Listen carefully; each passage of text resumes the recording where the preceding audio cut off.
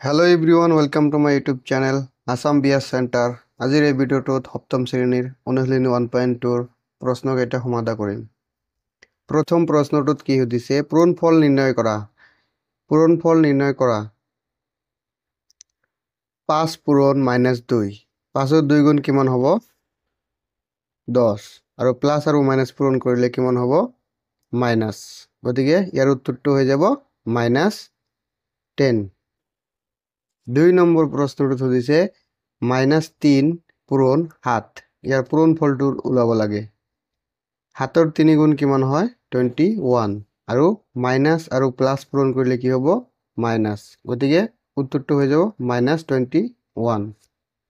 3 number প্ৰশ্নটো সুধিছে -4 পূৰণ -3। 4 3 গুণ 12 আৰু মাইনাস আৰু মাইনাস পূৰণ কৰিলে কি হয়? প্লাস। গতিকে উত্তৰটো হৈ যাব 12। 4 নম্বৰ প্ৰশ্নটো সুধিছে -129 পূৰণ -1। মাইনাস আৰু মাইনাস পূৰণ কৰিলে কিমান হ'ব? প্লাস। আৰু 129 পূৰণ 1 কৰিলে কিমান হ'ব? 129। কাৰণ আমি জানো যিকোনো সংখ্যাক একেৰে পূৰণ কৰিলে সেই সংখ্যাটোই হয়। 5 নম্বৰ প্ৰশ্নটো সুধিছে -12 পূৰণ 0 পূৰণ -17। যদি শূন্যৰ লগত কোনো অখণ্ড সংখ্যা পূৰণ কৰা হয় তেনেহলে তাৰ পূৰণফলটো সদায় কি ওলায়? শূন্য ওলাব। ইয়াৰ উত্তৰটো হ'ব 0। আৰু 6 নম্বৰ প্ৰশ্নটো সুধিছে -22 -11 -10। গতিকে আমি এই দুটা সংখ্যা প্ৰথমে পূৰণ কৰিব লাগিব। 22 আৰু 11 পূৰণ কৰিলে কিমান হ'ব? মই অলৰেডি পূৰণ কৰি ৰাখিছোঁ তোমালোকৰ সুবিধাৰ কাৰণে। কিমান হ'ব? 2 4 2। মাইনাস আৰু মাইনাস পূৰণ কৰিলে কিমান হ'ব? প্লাস। গতিকে বাকি থাকিল কিমান? ইনটু 10। এতিয়া শূন্য থকা সংখ্যাৰে যিকোনো একটা সংখ্যাক পূৰণ কৰিলে কি হ'ব? শূন্যটো খালি লগ লাগি যাব। 2 4 2 0। গতিকে আমাৰ শুদ্ধ উত্তৰটো হৈ যাব 2420। এইটো হ'ল আমাৰ শুদ্ধ উত্তৰ। তাৰপিছত 8 নম্বৰ প্ৰশ্নটো সুধিছে যে 13 পূৰণ -5 পূৰণ -3। গতিকে এই দুটা সংখ্যা আমি প্ৰথমে পূৰণ কৰিম। 13ৰ 5 গুণ কিমান? 65। প্লাস আৰু মাইনাস পূৰণ কৰিলে মাইনাস। এতিয়া বাকি থাকিল -3। মাইনাস আৰু মাইনাস যদি পূৰণ কৰোঁ তেনেহ'লে কি হ'ব? প্লাস। আৰু 5ৰ 3 গুণ 15 আৰু এই দুটা সংখ্যা এতিয়া পূৰণ কৰিব লাগিব। 5ৰ 3 গুণ 15, হাতত থাকিল কিমান? 1। এতিয়া 6ৰ 3 গুণ 18 আৰু হাতৰ কিমান আছিল? 1। গতিকে কিমান হ'ল? 19। 18 আৰু 1 19। গতিকে শুদ্ধ উত্তৰটো হৈ গ'ল 195। তাৰপিছৰ প্ৰশ্নটো সুধিছে আমাক -27 পূৰণ -31 পূৰণ -2। গতিকে -27 আৰু 31 পূৰণ কৰিলে কিমান হ'ব? 8 3 7। মাইনাস আৰু মাইনাস পূৰণ কৰিলে প্লাস। বাকি থাকিল আমাৰ মাইনাস পূৰণ -2। এই দুটা এতিয়া পূৰণ কৰিম। সংখ্যা দুটা পূৰণ কৰিলে কিমান হ'ব? 7ৰ 2 গুণ 14, হাতত থাকিল 1। হাতৰ 3 গুণ 6 আৰু একে কিমান হ'ল? 7। 8ৰ 2 গুণ হ'ল 16 আৰু প্লাস আৰু মাইনাস পূৰণ কৰিলে কি হ'ব? মাইনাস। এইটো হ'ল আমাৰ উত্তৰ। তাৰপিছত প্ৰশ্নটো সুধিছে -3 পূৰণ -1 পূৰণ -2 পূৰণ 5। এই দুটা সংখ্যা আমি প্ৰথমে পূৰণ কৰি ল'ম। 3ৰ 1 গুণ 3, মাইনাসে মাইনাসে পূৰণ কৰি প্লাস। বাকি থাকিল এইখিনি -2 পূৰণ 5। এতিয়া এই দুটা সংখ্যা আকৌ পূৰণ কৰিম। কিমান হ'ব? 3ৰ 2 গুণ 6, প্লাস আৰু মাইনাসে মাইনাস। বাকি থাকিল পূৰণ 5। এতিয়া এই দুটা সংখ্যা পূৰণ কৰিম। 6ৰ 5 গুণ 30, মাইনাস আৰু প্লাস পূৰণ কৰিলে মাইনাস। এইটো হ'ল আমাৰ শুদ্ধ উত্তৰ। এতিয়া আমি 2 নম্বৰৰ প্ৰশ্নবিলাক সমাধান কৰিম। 2 নম্বৰৰ 1 নম্বৰ প্ৰশ্নত সুধিছে যে সত্যতা বিচাৰ কৰা বাওঁফাল আৰু সোঁফাল দিয়া আছে ইয়াত সত্যতা বিচাৰ কৰিব লাগে এই অংকটো চালে আমি গম পাম যে ইয়াতে বিতৰণ বিধি দিয়া আছে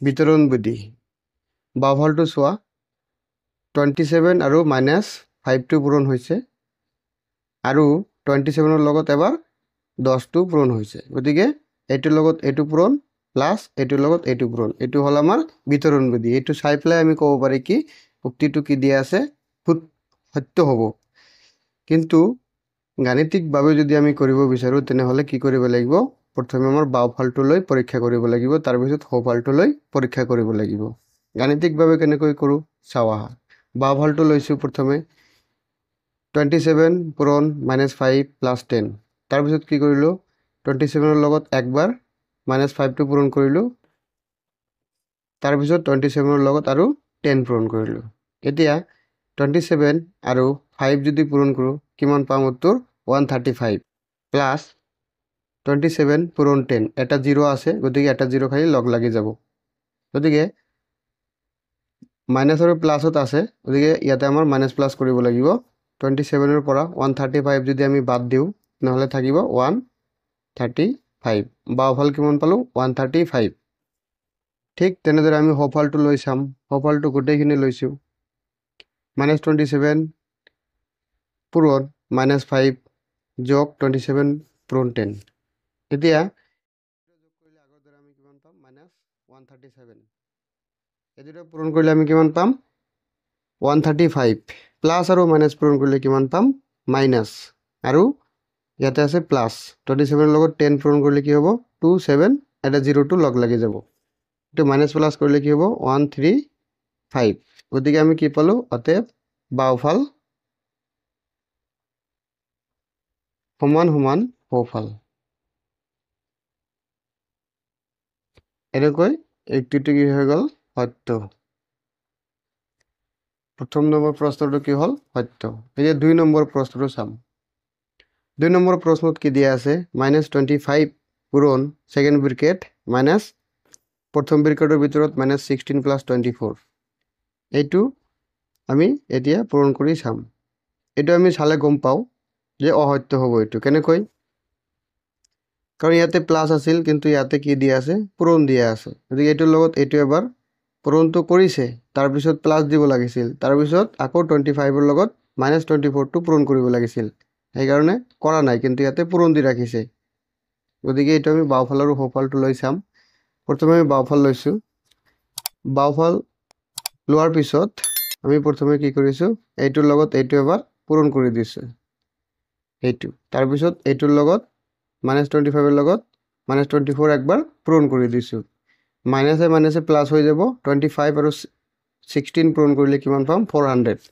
আৰু প্লাসৰ জায়গাত প্লাস দিছো মাইনাস আৰু মাইনাস প্লাস হৈ যাব 25 আৰু 24 পূৰণ কৰিলে কিমান হ'ব 600 গতিকে আমি বাওঁফালে কিমান পালো 400 আৰু 600 যোগ কৰিলে কিমান হ'ব 1000 আৰু সোঁফালে কিমান পালো সোঁফালে দিয়া আছে -25 পূৰণ -16 পূৰণ -24 এই দুটা পূৰণ কৰিলে কিমান পাম আমি 400 বাকি থাকিল আমাৰ -24 এতিয়া 400 ৰ লগত যদি -24 পূৰণ কৰো তেনেহলে আনসাৰটো পাই যাম প্লাস আৰু মাইনাসে মাইনাস হ'ব 9600 গতিকে অতএব আমি কি পালো বাওঁফাল is not equal to সোঁফাল এনেকৈ আমি কি পালো এটো অসত্য যদি সমান সমান হলে হেতেন আমি সত্য বুলি কলো হেতেন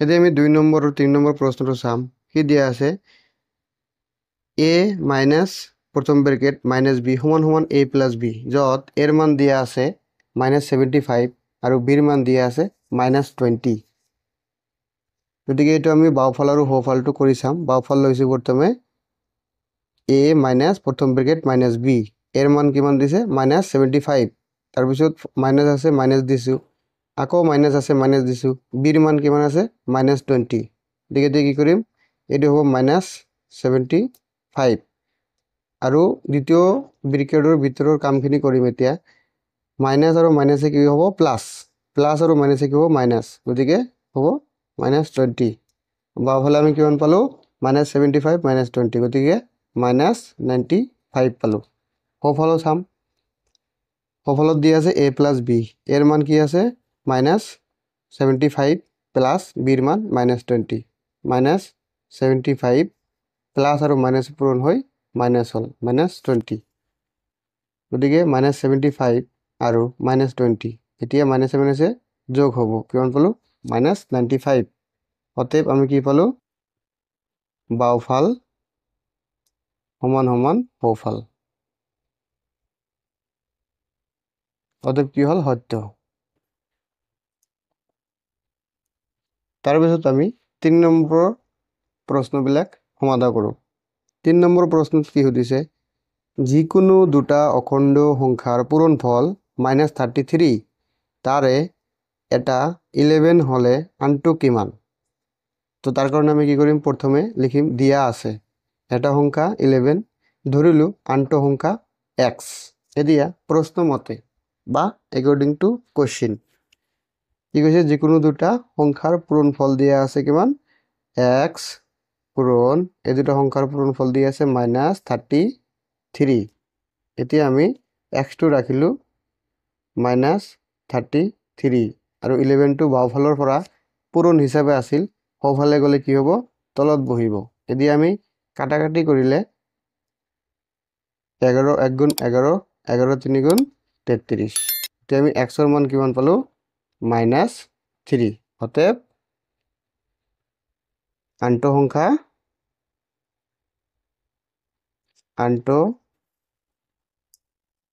সংখ্যা হল -3 এতিয়া আমি 3 নম্বৰৰ 2 নম্বৰ প্ৰশ্নটো সমাধান কৰিম প্ৰশ্নটো আছে যিকোনো দুটা অখণ্ড সংখ্যাৰ পূৰণফল 51 তাৰে এটা -1 হলে আনটো কিমান হ'ব একেদৰে কৰিম দিয়া আছে এটা সংখ্যা -1 ধৰিলো আনটো সংখ্যা x এতিয়া প্ৰশ্নমতে কি হ'ব x পূৰণ -1 সমান সমান 51 এতিয়া x টো ৰাখিলো 51 -1 টো এইফালে তলত আহিব গতিকে x ৰ মান কি পালো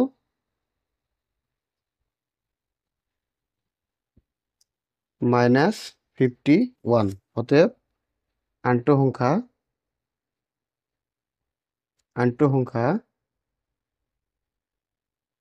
হল